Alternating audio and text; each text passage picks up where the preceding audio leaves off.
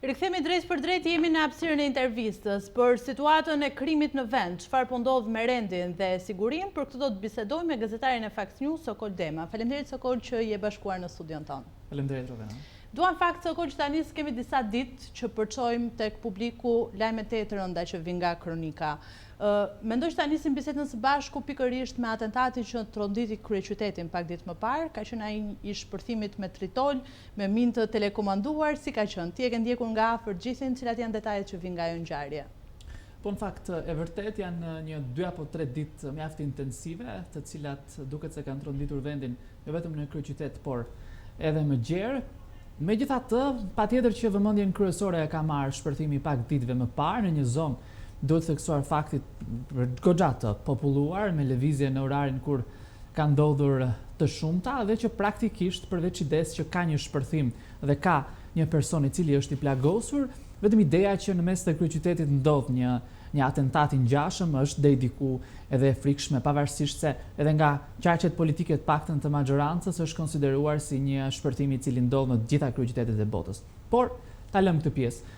Pa diskutim që në lidhje me gjithë situatën çfarë ka ndodhur, i plagosuri ndodhet akoma në spital. Ne sapo kemi mësuar që po transferohet në një tjetër spital privat për një mjekim pak më të specializuar pasi ka dëmtime. Ka qenë vendimi i tij? Në fakt ka qenë vendimi i tij dhe i familjarëve. Patjetër që spitalet private në pjesën më të madhe të rasteve shikohen si një mundësi pak më e mirë, të paktën për kushtimi. Jemi edhe në periudhë Covidi dhe ndoshta shtetërorët e kanë pak më të vështirë për të patur një vëmendje maksimale, dhe patjetër është e drejta e gjithë secilit për të shkuar diku tjetër. Por në lidhje me gjithë atë çfarë ka ndodhur, patjetër që është punuar nga ana e grupit hetimor, nga ana e prokurorisë. Për të mbetur edhe për pak çaste që ta sqarojmë për publikun, atëherë bëhet fjalë për Prank Gjinin. Po.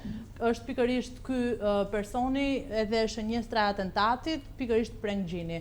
Flasim pak për gjendjen e tij shëndetësore fiks, pra po transferohet në një spital tjetër, por si është ai? Dim të paktën nga informacionet publike që kemi përcjell se ka qenë duke ju nështruar operacioneve në pjesën e syrit, të gjymtyrëve, vijon të jetë jashtë rrezikut për jetën apo jo?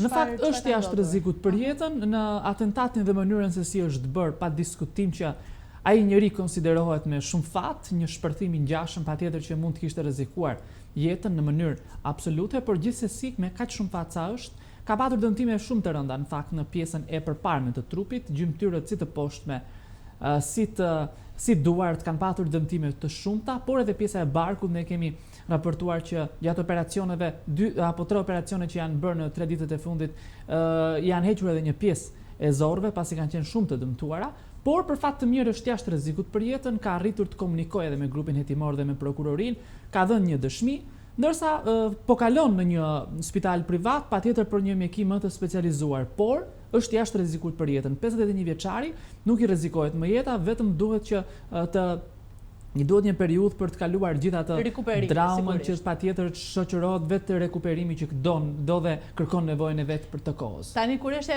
jon u zgjua pasi ti the se ka dhënë dëshmi para grupit hetimor, që jam e sigurt që ti e ke siguruar. Çfarë ka thënë Prank Gjini? Pa diskutim, duket se në fakt që në momentet kur ndodhi, patjetër që prokuroria dhe grupi hetimor kishte dyshime të forta se çfarë dhe kush janë personat cilët janë të përfshirë në ngjarje, por duket se jemi akoma në pikën 0 sepse dëshmia për grupin hetimor nuk ka ndihmuar pothuajse asgjë. Gjini nuk ka pranuar të ketë konflikte me persona të tjerë, pavarësisht se vërteta është ndryshe sepse janë ngjarje të së kaluarës të cilat ne i kemi raportuar edhe më herët, konfliktet mes 2 familjeve. Gjithsesi është shprehur tepër i rezervuar, ka thënë që në Shqipëri kam qenë në pjesën më të madhe të rasteve jo i pranishëm, jetoj jashtë, vetëm pak kohë më parë, më konkretisht në fillim të muajit gusht kam ardhur vetëm enkas për një vjetorin e vdekjes së vllajt, më saktësisht të vrasjes së vllajt, sepse një vit më parë ka patur një atentat pikërisht në zonën ku jetonin në Rrëshen dhe i është vrarë edhe i vëllai. Te katedralja, për ta kujtuar për të gjithë teleshikuesit, bëhet fjalë në muajin gusht, mos gaboj? Saktësisht në datën 12 gusht është ekzekutuar Armando Gjini, i vëllai i tij, dhe praktikisht duket se këtu e ka përqendruar edhe deklaratën. Ndërsa për sa i përket lëvizjeve të tij me automjetin, është shprehur që në pjesën më të madhe të rasteve unë kam lëvizur si pasagjer në benzin A-klas për të cilën u vë dhe sasia konsiderueshme e tritolit, ndërsa dukej se atë ditë Dima ka qenë e tij makina? Jo, nuk ka qenë e tij, ka qenë e nipit të tij. Rastësisht, domethënë, ai ka deklaruar që ka kaluar si shofer atë ditë dhe siç duket kjo I ka kursyer jetën, pasi sasia e tritolit që është vendosur në këtë automjet ishte programuar dhe përpiluar nga ana e autorëve, vendosur pikërisht në pjesën ku ishte studiuar dhe ishte edhe dihej që ai do të ulej si pasagjer. Dhe kjo I jep edhe prokurorisë dhe hetuesve që ata kanë patur materiale të detajuara se ku ai lëvizte dhe se si lëvizte. Dhe patjetër që është vëzhguar në ditët e fundit paktën kur është vendosur sasia e tritolit. Kjo I ka shpëtuar jetën. E kuptoj, po duat ndalem pak këtu duke patur parasysh se automjeti është I kushëririt të tij. Mund të themi se kanë qenë të dy ndoshta shënjestër atentati dhe fati I mirë I ka shpëtuar për faktin se atë ditë automjetin e ka marrë pikërisht vetëm preng gjini dhe nuk ka qenë edhe kushëriri I tij si drejtuesi I automjetit dhe ai si pasagjer? Absolutisht, është një fat I madh, duket se autorët me çdo kusht donin ta ekzekutonin dhe kishin marrë përsipër ndoshta që edhe nëse ai do të ishte thjesht si pasagjer dhe do të kishte patjetër një person tjetër si shofer, riskun që të dy të ishin të vdekur, por gjithsesi pronari I këtij automjeti ka qenë me shumë fat që nuk e ka drejtuar, por me shumë fat ishte edhe vetë 51 vjeçari sepse po të ishte në krahun e pasagjerit në mënyrë absolute edhe ekspertiza, domethënë edhe burimet tona garantojnë që nuk do të kishte shpëtuar sepse shpërtimi ka qenë jashtëzakonisht I madh dhe gjithçka çfarë atë ka shpëtuar është vetëm pjesa e motorit, pjesë metalike që ka ndar pjesën e trupit me vendin ku ishte vendosur edhe tritoli. Kjo duket se ka ndihmuar jashtëmase që të paktën të jetoj me probleme të shumta patjetër I plagosur, por gjithsesi të jetoj. Ndërkohë, patjetër që kanë vijuar hetimet këto 2-3 ditë, është një situatë mjaft e vështirë. Duket se në duart prokurorisë ka shumë pak materiale të cilat mund të ndihmojnë në lidhje me autorët e ngjarjes, pavarësisht se ka të dyshuar, po flitet ndoshta edhe me emra deri diku, por prokuroria patjetër deri në momentin kur të ketë një material prove e ka të pamundur për të bërë qoftë shoqërime, qoftë arrestime. Deri në këtë moment e ka disa të shoqëruar, të cilët janë lënë të lirë.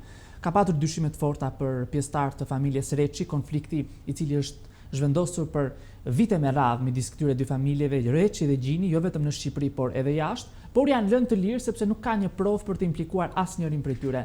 Ndërsa të vetmet materialet të cilat po punohet jashtëzakonisht shumë janë një numër I konsiderueshëm minuta të tëra të pamjeve filmike në disa zona të kryeqytetit.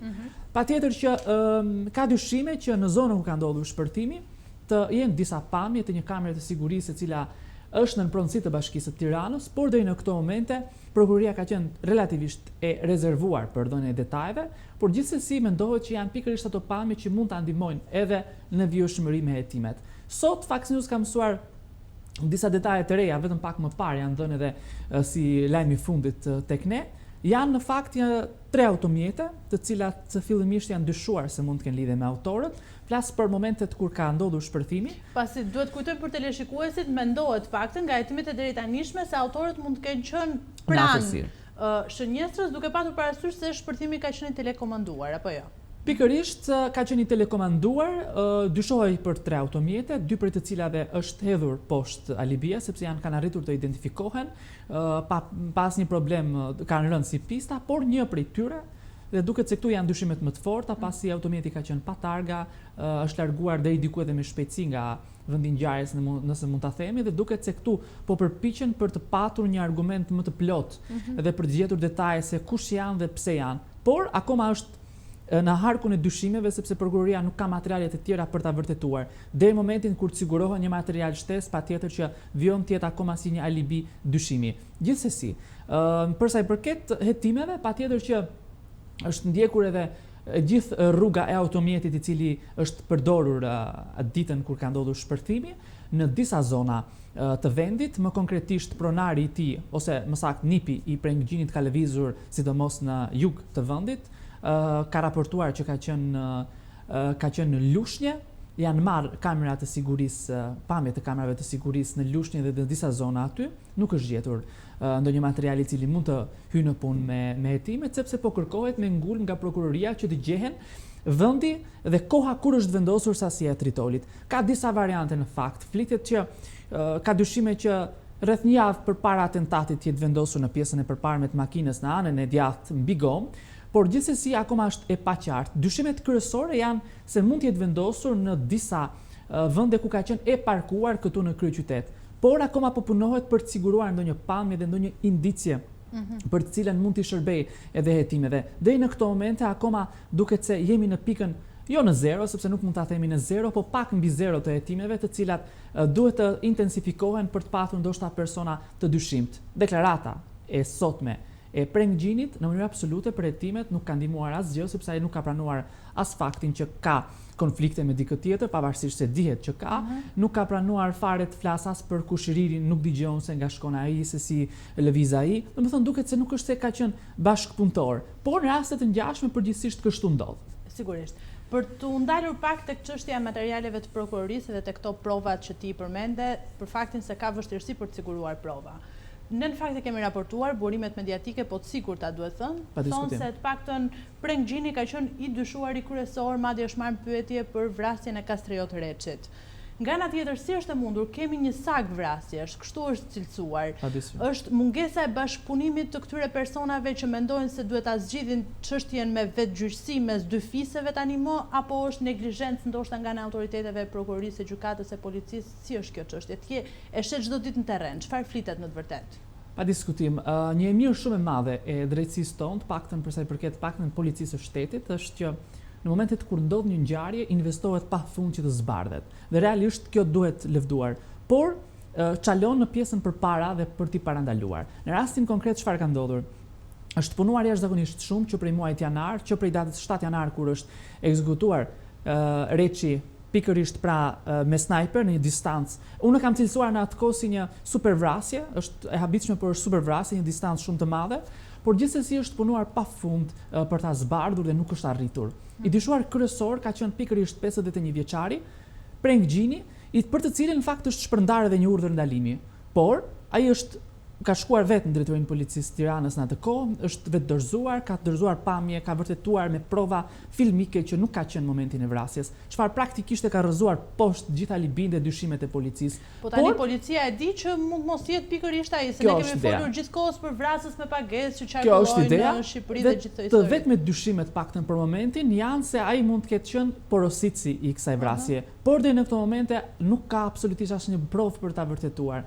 Si ekzekutor është vërtetuar që nuk është, ADN-ja në vendin e ku ka qëndruar snajperisti është krahasuar me ADN-n e Prenggjinit dhe patjetër që është rënë dakord dhe me prova shkencore që nuk ka qenë ai. Por deri në sigurimin e provave, sepse faktikisht gjithçka drejtësia funksionon me prova, kanë të pamundur për të bërë arrestime të personave në fjalë, pavarësisht faktit që në qytetin e vogël të Rrëshenit të gjithë flasin me emra, të gjithë flasin me siguri të plot në lidhje me këta konflikte disa vjeçare të këtyre dy familjeve të cilat kanë sjellë jo pak viktima në 6 atentate të ndryshme, jo vetëm në Shqipëri, por edhe në Itali dhe në Belgjik. E kuptoj. Tani, duket sokol, për të mbetur pikërisht e kjo çështje tek mos ndërhyrja, nëse mund ta cilësojmë kështu nga ana autoriteteve, se njëjti skenar është edhe në atentatin që na ka zgjuar një ditë më parë në mëngjes në Elbasan, në rrethrodullimin e Bradasheshit, ka qenë pikërisht Bujar Çela, vëllai i të shumë kërkuarit. Kur themi Talo Çela, vjen automatikisht edhe mbiemri i shumë kërkuar për grabitjen në Rinas. Po për atë rast, çfarë detajesh kemi?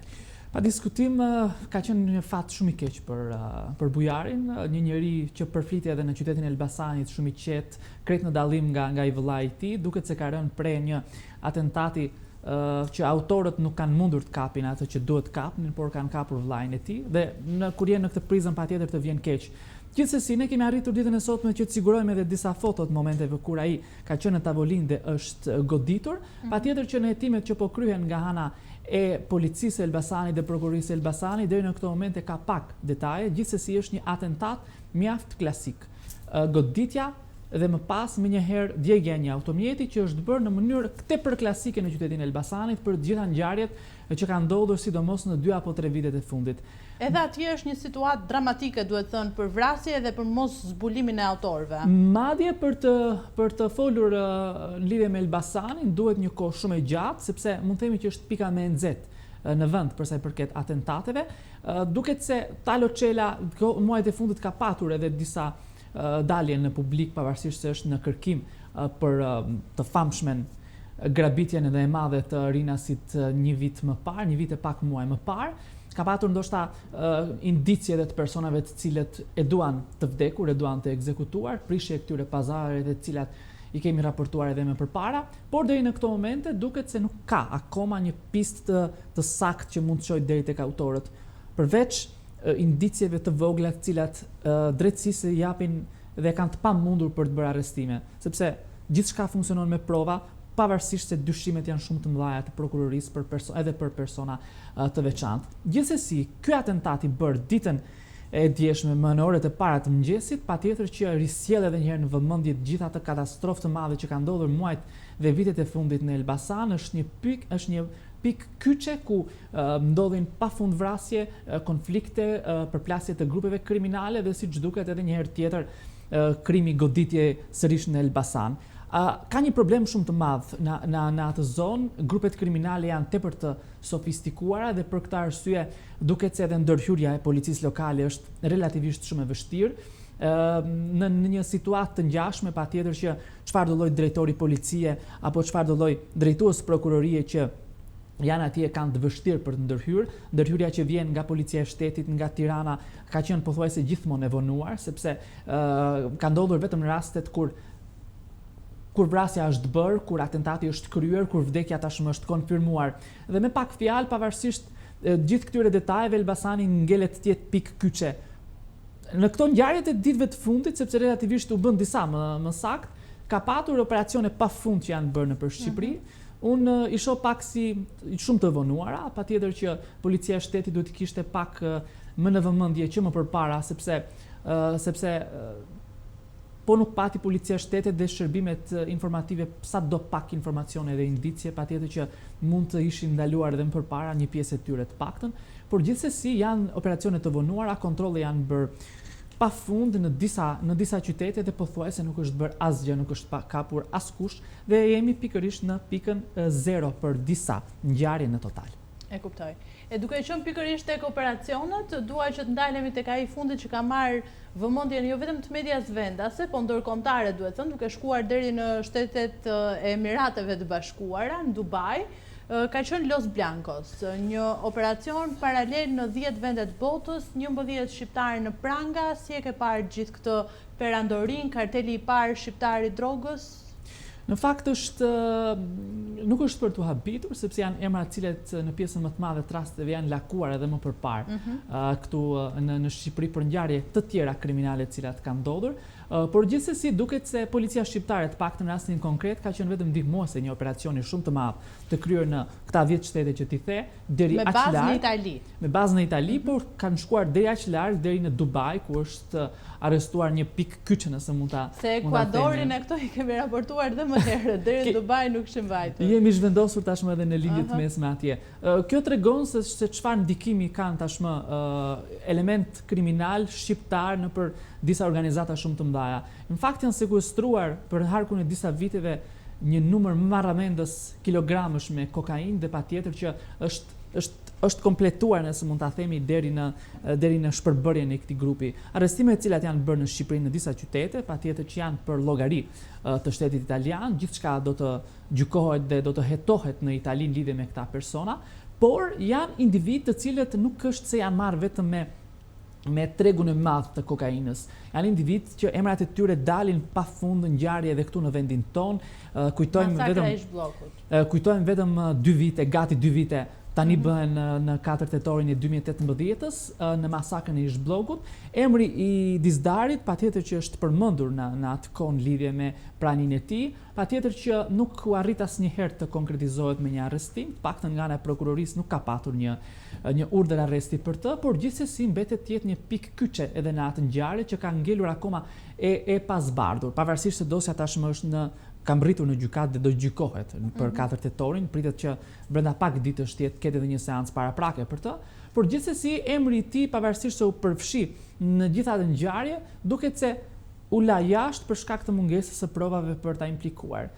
Megjithatë tashmë ai është i arrestuar për një ngjarje shumë më të madhe, për kokainë, për një sasi shumë të madhe dhe ka qenë pikërisht ky bashkëpunim kaq i frytshëm, duhet thënë, i shqiptarëve me disa personazhe të tjerë kriminal të huaj, të cilët e kishin kthyer në një, nëse mund ta quajmë gati në një kartel shumë të madh dhe duket se ky ka qenë një sukses jashtëzakonshëm për prokurorinë italiane, pasi sasia dhe rrezikshmëria e këtij grupi kriminal ka qenë në një niveli shumë të lartë. Është raportuar sikur të paktën kishte transferta deri në Rusi, apo jo? Pa diskutim, janë disa vende që mendohet që të ketë patur transferta të gjithë kësaj sasie, sidomos të kokainës. Megjithatë, ajo çfarë bie më tepër në sy Rovena është numri i madh i shqiptarëve të cilët janë të përfshirë në ngjarje të ngjashme. Dhe kjo në fakt nuk është hera e parë.